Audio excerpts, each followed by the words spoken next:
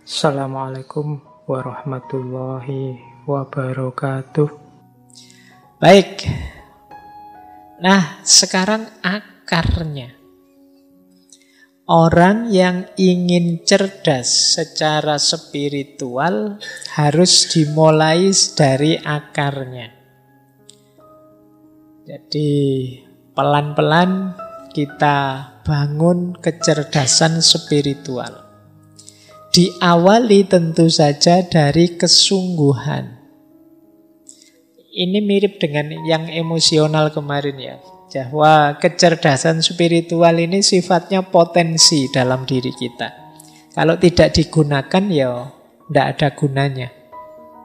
Kalau tidak digunakan ya mati. Maka pertama-tama akar kecerdasan spiritual itu kemauan dan kesungguhan kita. Untuk berefleksi, untuk merenungi hidup, untuk memikirkan makna. Kalau kita tidak mau, Pak saya ikut saja orang lain, Pak saya asal jalan saja, ya kecerdasan spiritualnya macet. Jadi yang pertama ini sungguh-sungguh ya, kalau bahasa agamanya niat. Ya kalau tidak niat ya apa-apa tidak akan hasil. Jadi rumus pertama adalah yuk sungguh-sungguh mari menyisihkan waktu untuk merenung, untuk muhasabah, untuk memperhatikan hidup ini, diri kita, lingkungan kita. Melalui refleksi, melalui tadabbur, tafakkur, dan lain sebagainya. Ini yang pertama, akarnya. Nah, biasanya kalau kita hidup secara serius, itu nanti akan bertemu pencerahan-pencerahan. Maka akar yang kedua, ketercerahan. Ini momen, wow, iya ya, ternyata hidup ini begini. Itu momen pencerahan. Baru saya tahu ternyata saya itu manusia yang lemah. Ini namanya pencerahan. Baru aku sadar ternyata kemarin aku hanya GR saja, ternyata aku tidak sehebat itu misalnya. Itu namanya pencerahan. Jadi ketika kita mengalami momen-momen pencerahan semacam ini alamat kita lebih cerdas secara spiritual. Jadi kan banyak orang yang belajar tapi ya tidak cerah-cerah. Ruwet terus uripe. Jadi banyak orang yang tercerahkan. Dan ini yang membuat ilmu itu asik. Kalau kalian merasa tidak kerasan membaca buku, tidak kerasan belajar, kemungkinan jarang ketemu pencerahan. Orang itu senang baca ketika dia baca, oh iya ternyata begini, iya ternyata begitu. Itu mungkin dia tambah asik pengen baca terus.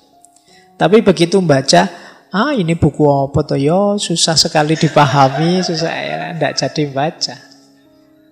Jadi momen ketercerahan itu kejarlah. Momen wow, momen aha, momen eureka, momen apa saja. Kejar itu karena dia mengantarkan kita pada pemahaman spiritual. Enlightenment, jadi ketercerahan. Itu rumus kedua. Jadi ada yang sungguh-sungguh, ada yang melalui pencerahan-pencerahan. Nah, akar kecerdasan spiritual yang ketiga adalah ketuhanan. Kesadaran bahwa kita ini ya tidak hanya terhubung dengan sesama, dengan semesta, tapi kita juga punya hubungan dengan Yang Maha Kuasa.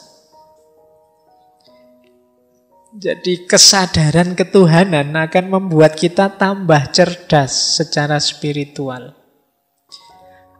Ada banyak momen dalam hidup ini yang kita kesulitan memaknainya kecuali setelah kita hubungkan dengan Tuhan.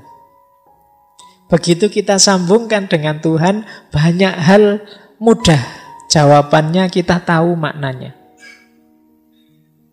Kenapa ya?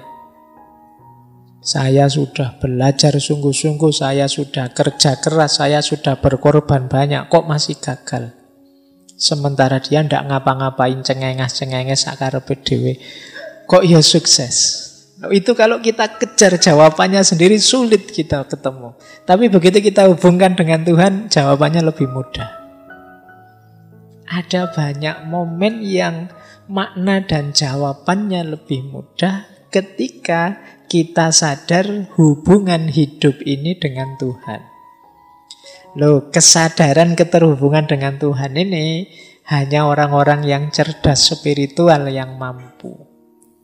Jadi kalau ada momen peristiwa apapun, dia membacanya selalu melibatkan Tuhan. Kita kan kadang-kadang lupa bahwa kita punya Tuhan. Akhirnya kita kalau gembira terus jadi sombong. Kalau dapat anugerah jadi sombong. Dapat kesulitan terus putus asa. Ada sumpek sedikit terus rasanya dunia gelap. Ini namanya kita lupa kalau kita punya Tuhan. Nah, itu indikasi kita kurang cerdas secara spiritual. Pak, saya itu sudah hitung sampai yang sekecil-kecilnya loh. Kok masih gagal saja? Ya, itu kan kamu berhenti di dirimu sendiri. Kamu lupa bahwa ada Tuhan. Maka akar ketiga dari kecerdasan spiritual itu ketuhanan. Yang keempat, kecerdasan spiritual itu juga mengakar pada pengalaman. Jadi pengalaman inilah nanti yang jadi dasar kecerdasan, kepekaan juga kita secara spiritual. Kalau bahasa psikologi ada habit of mind. Pikiran kita terkondisikan peka dengan aspek makna, aspek spiritual. Itu mungkin bisa diawali dari pengalaman kita sejak kecil. Mungkin yang ngalami dulu ngaji di kampung, ngalami sama bapak ibu dipaksa sholat jamaah dan lain sebagainya. Itu kan pengalaman-pengalaman spiritual waktu kecil.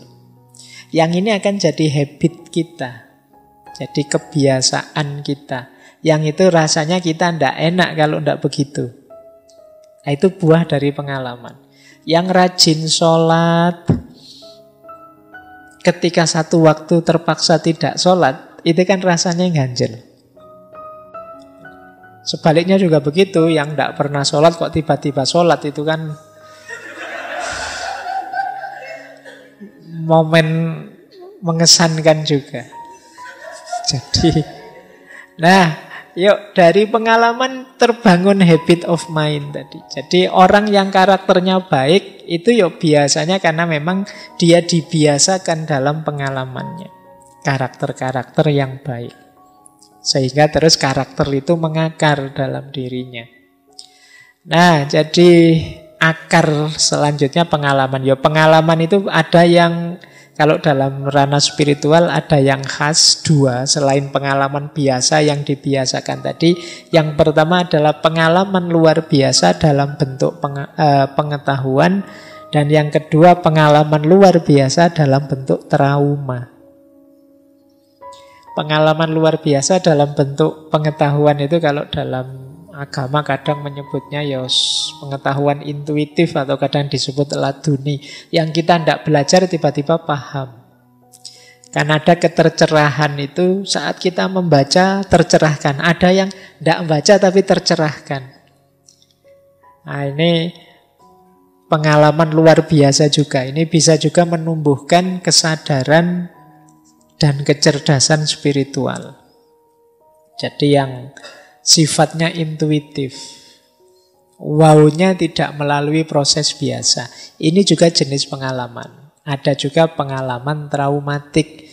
Kalau pengalaman traumatik ini pengalaman luar biasa yang membuat trauma. Cuma traumanya efeknya positif. Geser ke ranah spiritual. Misalnya setelah di DO baru sadar bahwa ternyata Tuhan itu maha kuasa. Nah ini kan traumatik tapi terus membawa ke ranah spiritualitas. Begitu patah hati baru ingat, wah aku selama ini melupakan Tuhan ternyata. Terlalu banyak ingat pacar saja kok lupa sama Tuhan misalnya. Terus jadi trauma yang membawa ke arah spiritualitas, melahirkan pengalaman-pengalaman baru spiritual. Nah, ini juga termasuk bagian dari kecerdasan spiritual. Nah, yang terakhir, kecerdasan spiritual itu juga muncul dalam interaksi kita dengan sesama.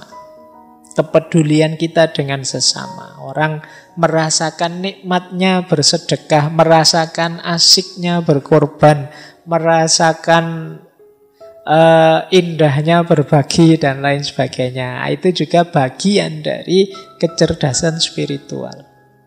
Orang yang tidak cerdas secara spiritual mungkin egois, diajak berbagi tidak mau, tidak peduli dengan sesama, waktunya disuruh korban, ala wong sunnah saja tidak wajib dan lain sebagainya. Pokoknya alasannya oke.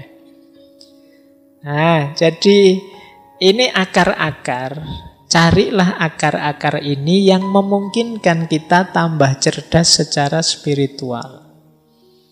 Kesungguhan, kemudian ketercerahan.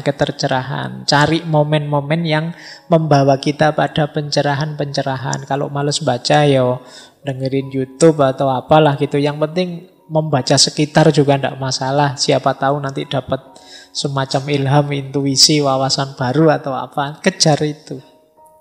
Kemudian juga sadari keterhubungan kita terus-menerus dengan Tuhan. Bahwa hidup ini ya selalu berada dalam hubungan dengan Tuhan. Perkaya pengalaman-pengalaman spiritual. Sehingga dia akan jadi habit, tabiat kita. Dan jangan lupa kepedulian sesama. Itu melahirkan kepekaan dan kecerdasan spiritual juga. Kejar momen-momen ini biar kita tambah cerdas secara spiritual. Kuncinya nanti di sini. Oke, untuk malam hari ini saya cukupkan sekian dulu.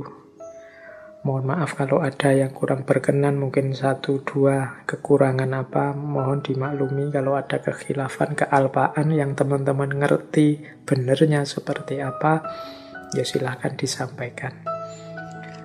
Kurang lebihnya mohon maaf. Wallahul muwaffiq, wallahu a'lam bissawab. Wassalamualaikum warahmatullahi wabarakatuh.